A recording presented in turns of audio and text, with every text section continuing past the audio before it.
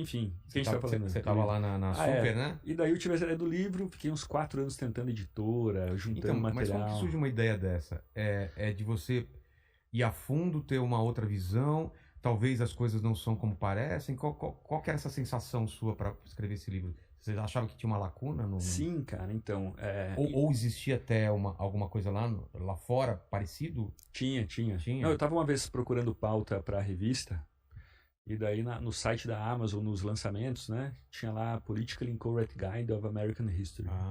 E daí eu falei, nossa, daria muito certo um livro desse no Brasil, cara.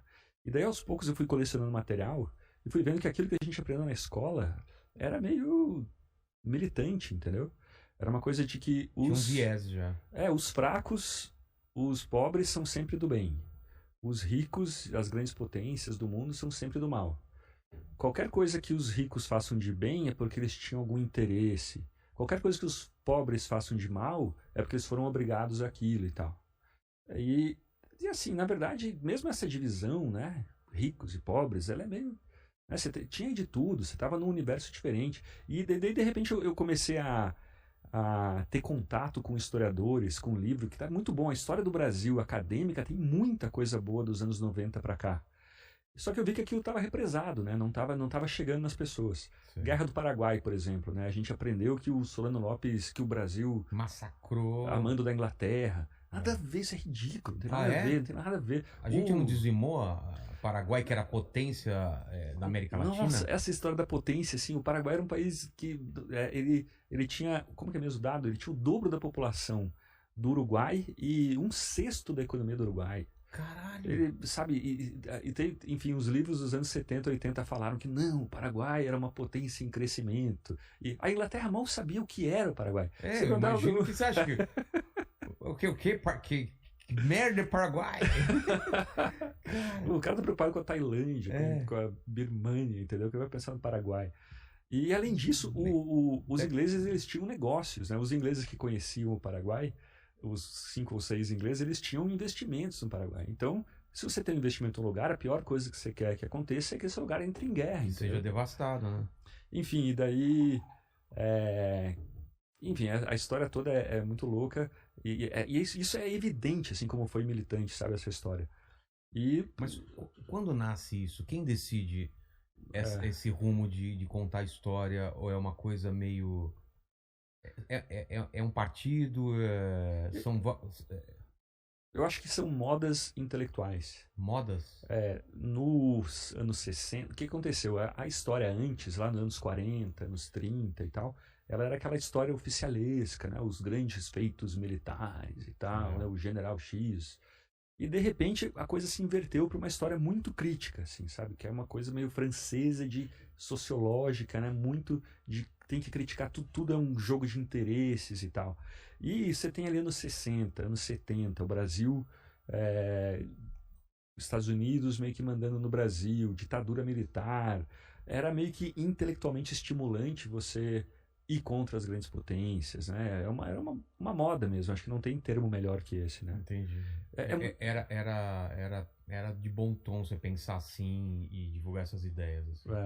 É meio que o espírito da época, assim, né? O zeitgeist da época. O zeitgeist da época, né? É meio redundante falar isso, mas eu entendi. E daí, enfim, daí isso foi mudando, assim, né? Daí a história melhorou muito. E estudos de escravidão, assim, tem uns caras falando que, cara, tem uma cidade perto de Salvador, que né, no Recôncavo Baiano, que 45% dos escravos eram propriedade de ex-escravos. E daí muita gente fala, e eu digo no livro, o pessoal odeia que eu falo isso, toda hora eu sou detonado, porque eu falo que o Zumbi tinha escravos. Isso é o que mais pega, eu tenho certeza, não é? E daí eu falo assim, não é exatamente falar mal do cara isso. Ele é retrato da época dele, né? Você tá no século XVII, entendeu? Ninguém tinha ideia de abolição. Em 1812, no Haiti, os revolucionários do Haiti, eles, né, os grandes heróis tal, da Revolução, eles invadiam a República Dominicana para capturar escravos e vender em outras partes da República Dominicana. Daí você vai falar, nossa, que cara farsa. Não, velho, era o comum. Era o comum, né? E daí, e mesmo nessa ideia dos escravos que depois compravam alforria e tal, e depois escravos para si próprios, tem uma coisa legal que é assim, os livros que a gente estudou, na história, na escola, eles sempre retratam índios e negros como pessoas, não, como pessoas que só obedecem caladas, são passivas. Né? Passivos e puros. E se o cara se revolta, ele morre porque ele não consegue, né, enfim, não consegue impor sua vontade, né? E na verdade você tinha gente que negociava, sabe, que tinha seu negócio, seu empreendedorismo, seu business ali, que comprava, vendia, que emprestava dinheiro para os brancos. Tinha mulher em Minas Gerais, negras, ex-escravas, que tinha assim casarão, o grande casarão da cidade de Sabará, né, na rua, na praça da catedral e tudo, era dela.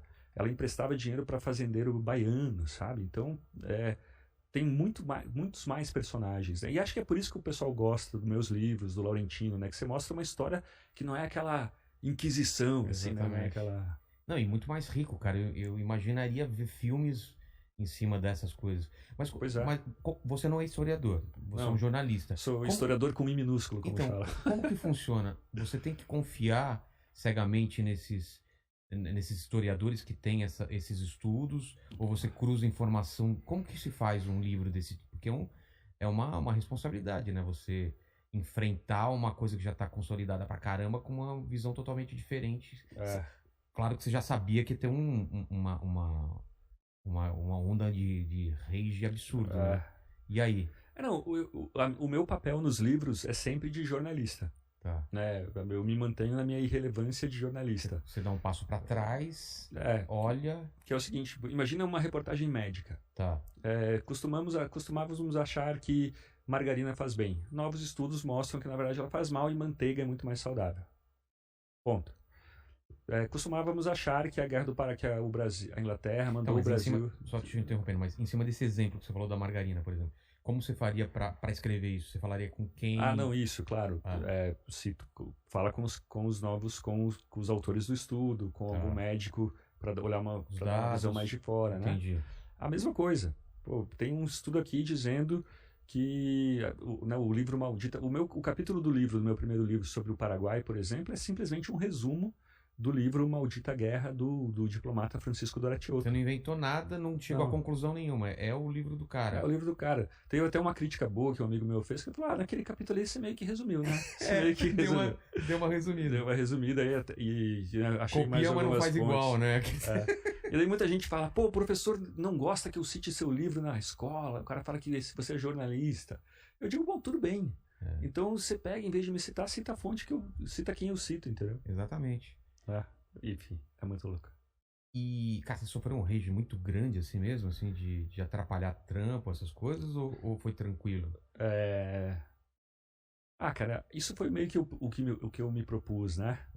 O que eu gosto de fazer da minha vida é discutir ideia, né? Mesmo uma ideia... Cara, eu acho fantástico isso, né? Levantar, pelo menos discutir. Não é? Pois é. Então, uma vez eu lembro que eu tive o clique disso quando eu estava lendo um livro do Papa. Lembra aquele Papa conservador, o Bento XVI? Claro. E daí eu lembro que eu liguei pro Pondé, isso faz muito tempo, assim, e falei, eu preciso entender esse Papa, qual que é a ideia, porque ele queria uma igreja menor e mais fiel, né? Ele falou, ele não se importava com a igreja perder fiéis. Entendi. Ele queria uma coisa menor mesmo e tal. É como poucos e bons, né? Que eles falavam. E mais perto da raiz, né? Do catolicismo. Do catolicismo, né? E daí eu lembro que eu peguei um livro dele para ler chamado Sal da Terra. E eu sou assim, eu sou favorável ao aborto, por exemplo, cheio de regras e tal, cheio de coisas. Mas eu lembro que ele deu um argumento falando assim, olha, hoje em dia, qualquer coisa, existe uma ditadura da felicidade. Qualquer coisa que atrapalha a minha busca por prazer, por felicidade, é meu inimigo. Tem que ser eliminado. Então a menina tá ali, engravidou, mas eu quero fazer um mochilão na Europa, isso tá me atrapalhando. Então, por causa dessa busca da felicidade, ela elimina aquilo, né? Eu falei, que argumento interessante, entendeu? Não sei se eu concordo com ele, mas é interessante, né? Então é isso que eu gosto de fazer na minha vida, sabe? É discutir ideias sem preconceito, assim, né? Olhando de longe, assim. Mas qual foi a recepção de cara do livro? Então, muita gente gostou. Claro que vendeu o público, mas da crítica. Eu costumo dizer que ele é um sucesso e um fracasso de público e de crítica. Fracasso de público? Não, eu digo assim, metade do público odeia, metade gosta. Não de venda, mas Tá. Maior parte dos historiadores não gosta e uma parte gosta. Então, e é engraçado que eu recebo muito e-mail de professor de história, professor enfim, orientador de tese, tudo, falando, o teu livro foi assim, ele foi uma lufada de ar fresco. Mas o cara não fala isso em público, entendeu? Ele só fala pra mim privadamente, né? Então é bem curioso. E daí foi mudando, né? Porque isso é bem interessante também, porque quando o livro lançou, 2010, 2009, você falar que você era de direita ou que você não gostava da esquerda, era uma coisa meio... Você tem lepra, você não tem um braço, né? E daí, de repente, você foi ganhando... Tinha só aqueles caras, o Alexandre Soares Silva, não sei se você conhece, o Rui Goiaba, os caras muito bons, assim, que eram blogueiros e tal. Tá. E de repente foi pegando, foi entrando na moda, né? De novo, foi ficando uma coisa elegante. Só que daí agora você está vivendo uma ressaca disso, né? Hoje tá... Eu vejo por amigos meus meio do centro, assim, que eram tucanos antigamente. Hoje o cara tá muito à esquerda, entendeu? Parece que o Bolsonaro empurrou todo mundo pra esquerda, assim, né? O Lula empurrou pra direita. Pra direita pra caralho, né? O Lula, a Dilma, né? Principalmente a Dilma. E aí o Bolsonaro empurrou o pessoal pra esquerda, cara. É louco. E daí acaba que com isso eu vou junto. Muita gente me confunde com bolsonarista. Eu não sou bolsonarista, já briguei com o Bolsonaro, já discuti com ele várias vezes, já critiquei. Já discutiu publicamente, você tá falando? Não, a primeira vez foi... numa época que o Bolsonaro falou que não quer trazer essa escória da Venezuela para o Brasil, esses imigrantes.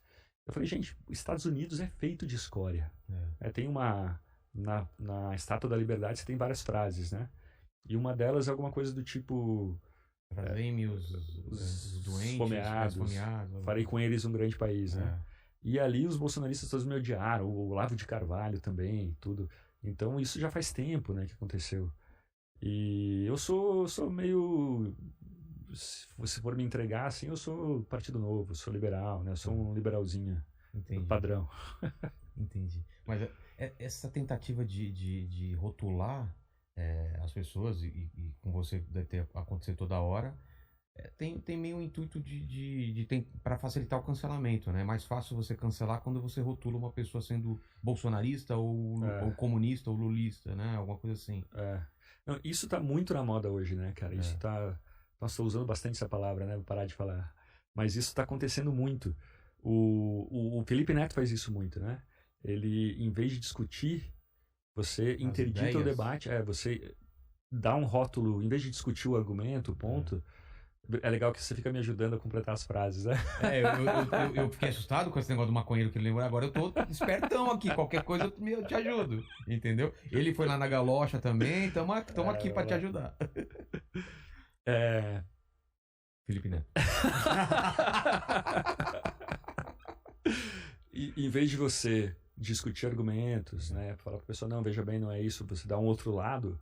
Você cola na pessoa um rótulo abjeto, racista, negacionista, revisionista, e interdita o debate. Fala, não vou discutir com essa pessoa.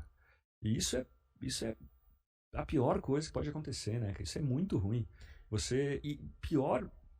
Ainda pior para problemas delicados, né? Tipo, para desigualdade entre brancos e negros, por exemplo, né? Tem uma história interessante sobre isso. Mas só antes de sair disso, no caso do Felipe, foi um exemplo a esmo ou ele te rotulou de alguma coisa? Ele me rotulou, ele falou que eu era revisionista e negacionista. Daí eu perguntei o que eu nego. O que exatamente eu nego?